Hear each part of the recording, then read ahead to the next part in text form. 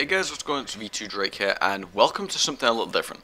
Now, the last commentary, I really enjoyed it, okay? I was talking about my mind and how it works when I think about Call of Duty, and how I get gameplays, and generally my thought process towards gaming. This time around, because I enjoyed it so much, I want to kind of backtrack a little bit and talk about it on more of a broader sense. So my mind in general and how it works. I've never really asked that many people how their mind actually works. I don't want to have these like delusions of grandeur, thinking I'm so special in my mind. It's just like Stephen Hawking style, but I do like the idea of thinking that my mind might be a little different. But you know what, this commentary is going to find out if you guys think the same. If you guys think any differently than I do, if you do, tell me in the comments, because I'm genuinely really curious about this. So first off, guys, I'm going to start with a metaphor I created like a year ago, maybe a little more. Actually, it's longer than that. I created it in college, so it's like 2 years ago. And it's this. This is my tutor asked me to describe how my mind works. And this was just completely random, but it just so happened that I was thinking about this at the time, and I was like, I have something for you. Boom, there you go. And the metaphor was, I've got it written down right here. Imagine a spider's web with each strand being a thought, but instead of the spider creating a perfect and secure web, the web breaks every 4 or 5 strands, leaving the spider back at square one with its initial thought. Or spider web thingy-majiggy. You get the gist. So basically the whole idea of that is I always think a couple of steps ahead. Now I know people are able to do this anyway, unless you have like the IQ below like 10, you're able to think steps ahead. You're able to not so much predict the future, but you're able to anticipate how certain things will happen. If you say something out of place, you're kind of gonna know this person's gonna hit me or they're gonna laugh, you know, that type of thing. So yeah, I think about that and I think these couple of steps ahead, but the problem with that is I get lost. I get lost in my own thoughts, and my main problem, I don't have the ability to go back, right? So if you get lost, a lot of people think, you know, if you lose your keys, oh, just backtrack, you know, just go back through your emotions and do it that way.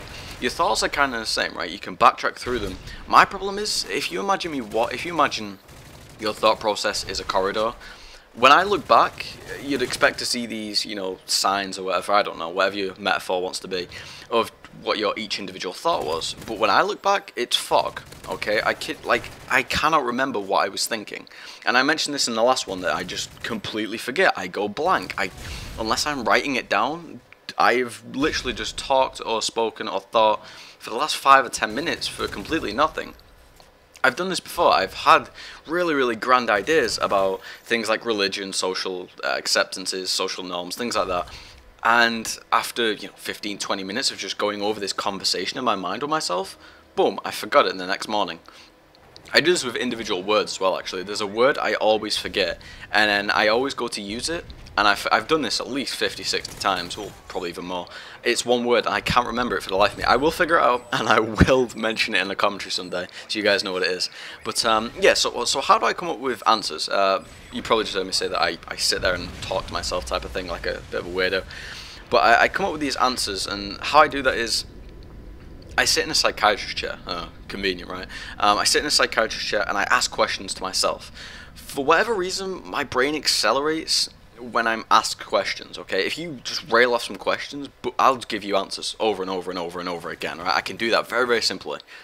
If I have to just sit there and think in a linear pattern for myself, it doesn't work as well. So if I sit there and someone says, you know, how do you think about this? How do you think about that? What does this do? What, you know, what do you think of this, and this? I'll just rail off answers all day long, and I'm fine with that. But if you ask me to think on my own, boom, the fog hits in, and I'm just derp. Like, it just doesn't work for me.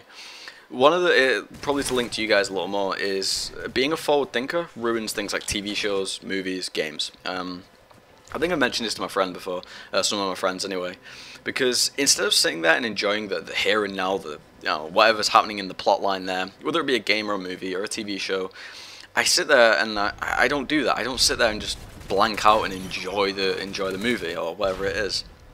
I sit there and I actually try and piece together what I have so far and evaluate what will happen, right, and think what will happen, and come up with this conclusion before the movie or show, whatever you want to call it, is already over. Now this happens a lot in TV shows. I get to, after, for example, you watch a series or two, you get to know the characters, and I find myself getting really bored because I just don't interact with them, and I think forward too much, and that's one reason why I love Sherlock, right? Sherlock's a TV show I'm watching right now. and he's so smart. He's so smart, and it's so well written that I can't anticipate anything.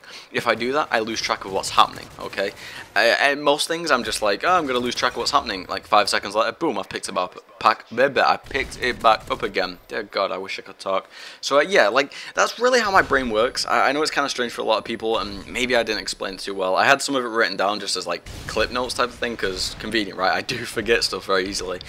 And if you guys really want to ask me questions, feel free to do so in the comments. If you want to explain in, I think the character limit's like 500 for YouTube, tell me how your brain works, tell me how your craziness all works together. I'd be very, very happy to know. So other than that, guys, I want to say thank you very much for watching. I believe I'm coming right to the end of this gameplay now. This was initially for a respawn video, but I got so bored of Call of Duty, I was like, nah, I don't want to do it anymore, just screw it, I'll use it for something else. And yeah, that's where this gameplay ended up. So I actually, again, I don't know if I mentioned this, have I not? I briefly spoke about my mind and how it works with games at the very start of this video. That link will be in the video responses. Okay, so scroll down, click there, it's a big green thing that says, what happened? Just click that and you'll be all good. So yeah, gameplay was good, commentary was good, I guess. And yeah, if you guys want to ask me any questions or do future commentaries on things, feel free to ask me and I'll do it. Peace.